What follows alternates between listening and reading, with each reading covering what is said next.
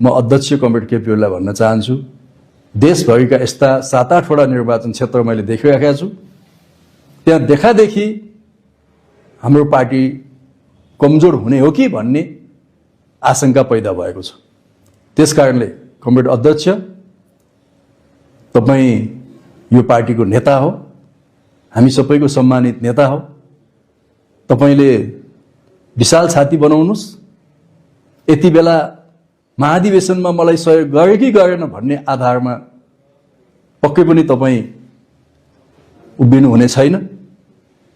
यति बेला नेकपा एमाले जित्छ कि जित्दैन भन्ने नै मिसन हो, सायद अध्यक्षको कुरा पनि त्यही नै हो मैले बुझेअनुसार।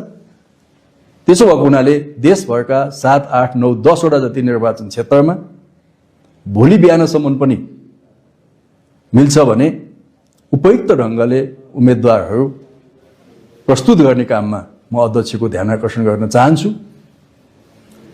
र मैले पहिले पनि भनेको थिएँ, व्यक्तिगत हिसाबले मेरो कुनै डिमान्ड छैन, र पार्टीभित्र उम्मेदवारी प्रस्तुत गर्नुभन्दा अगाडि बहस हुन्छ, छलफल हुन्छ। त्यस क्रममा मैले आफ्नो धारणा पर्याप्त ढङ्गले बैठकमा राखेको छु, ध्यान आकर्षण गरेको छु।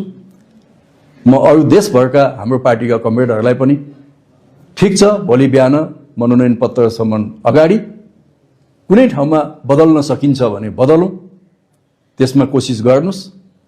तर जब नोमिनेसन हामी गर्छौँ, दायाँ बायाँ नगरिकन हामी नेकपा एमालेको उम्मेदवारको पक्षमा लागौँ।